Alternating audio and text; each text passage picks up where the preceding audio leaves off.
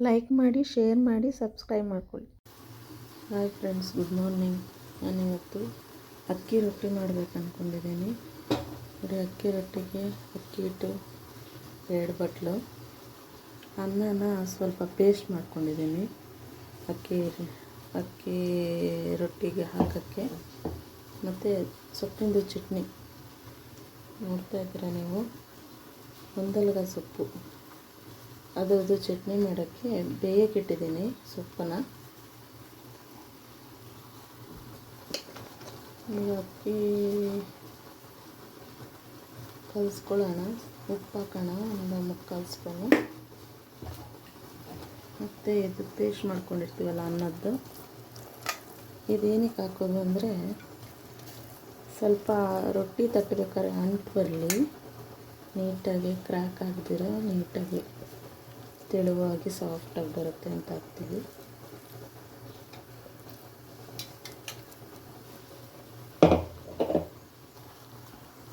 ಈಗ ಇದನ್ನು ಕಲಸೋಣ.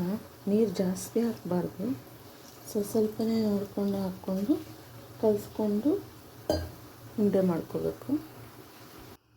ನೋಡಿ, ಈ ರೀತಿ ಕಲಿಸ್ಕೊಂಡಿದ್ದೀನಿ ರೊಟ್ಟಿಗೆ. ನೋಡಿ, ಈ ಥರ ಕಲಿಸ್ಕೊಂಡಿದ್ದೀನಿ.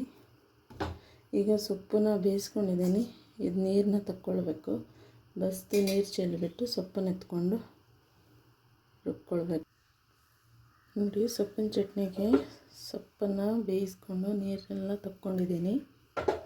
ಈಗ ಸೊಪ್ಪಿನ ಚಟ್ನಿಗೆ ಬೇಕಾಗಿರೋದು ಕಾಯಿ, ಸ್ವಲ್ಪ ಒಂದು 5-6 ಸ್ಪೂನ್ ಕಾಯಿ. ನೋಡಿ, ಬೆಳ್ಳುಳ್ಳಿ, ಅರಿಶಿನ, ಜೀರಿಗೆ ಒಂದು 1/4 ಸ್ಪೂನ್ ಇಲ್ಲ ಒಂದು ಅರ್ಧ ಸ್ಪೂನು. ಇದೊಂದು 1/4 ಸ್ಪೂನು ಖಾರದ ಪುಡಿ, ಚಿಲ್ಲಿ ಪೌಡರು, ಕೊತ್ತಂಬರಿ ಸೊಪ್ಪು. ಇದನ್ನೆಲ್ಲ ರುಬ್ಕೊಳ್ಳೋಣ. ನೋಡಿ, ಫಸ್ಟು ಕಾಯಿ, ಅದೇ ನಾನು ಮಸಾಲೆ ತೋರಿಸಿದ್ನಲ್ಲ ಚಟ್ನಿಗೆ, ಸೊಪ್ಪಿನ ಚಟ್ನಿಗೆ, ಅದನ್ನು ಫಸ್ಟು ರುಬ್ಕೋಬೇಕು ಇಷ್ಟು ತರ್ತರಿಯಾಗಿ. ಆಮೇಲೆ ಸೊಪ್ಪನ್ನು ಹಾಕಬೇಕು. ಸೊಪ್ಪು ಜಾಸ್ತಿ ನೈಸಾಗಿ ಮಾಡಬಾರ್ದು.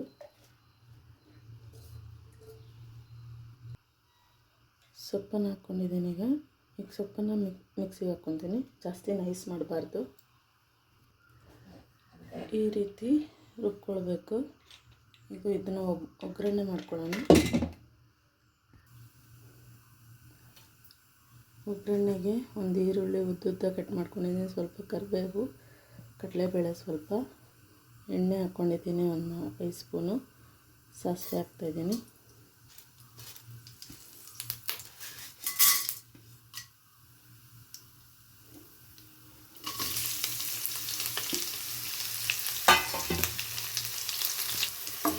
ಈರುಳ್ಳಿ ಎಲ್ಲ ಫ್ರೈ ಆಯಿತು. ನೋಡಿ, ಹೀಗೆ ರುಬ್ಬಿರೋದನ್ನ ಅದಕ್ಕೆ ಹಾಕ್ತೀನಿ.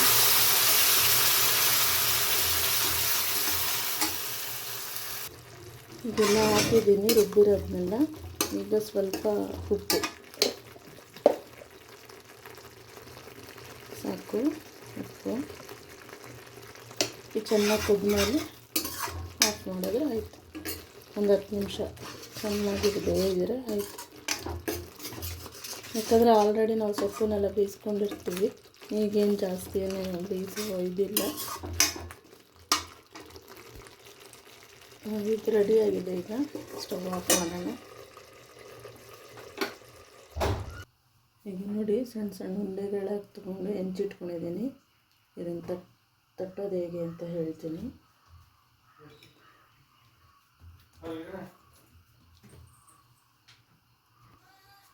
ನೋಡಿ, ಈ ರೀತಿ ತಟ್ಕೊಳ್ಬೇಕು. ತೆಳುವಾಗಿ ಅಕ್ಕಲಕ್ಕೆ ತಟ್ಕೊಳ್ಬೇಕು.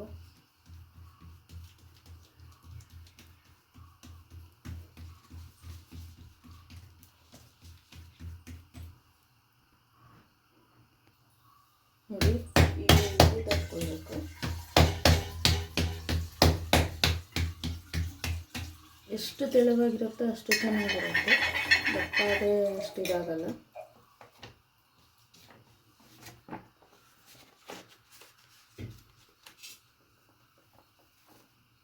ನೋಡಿ, ಈ ರೀತಿ ಇದನ್ನು ತಟ್ಕೊಳ್ಬೇಕು.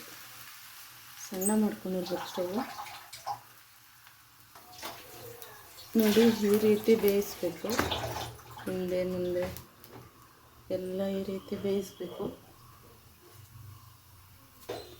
ನೋಡಿ ಈ ರೀತಿಯಾಗಿ ಹದವಾಗಿ ಎಲ್ಲ ಕಡೆ ಈ ರೀತಿಯಾಗಿ ಬೇಯಿಸ್ಕೊಳ್ಬೇಕು. ನೋಡಿ ಈಗ ಸೊಪ್ಪಿನ ಚಟ್ನಿ ಅಕ್ಕಿ ರೊಟ್ಟಿ, ಪ್ಲೈನ್ ಅಕ್ಕಿ ರೊಟ್ಟಿ ರೆಡಿಯಾಗಿದೆ. ಎಷ್ಟು ಮೆತ್ತಗಿದೆ ನೋಡಿ. ಮಾಡಿಕೊಂಡು ಟೇಸ್ಟ್ ಮಾಡಿ.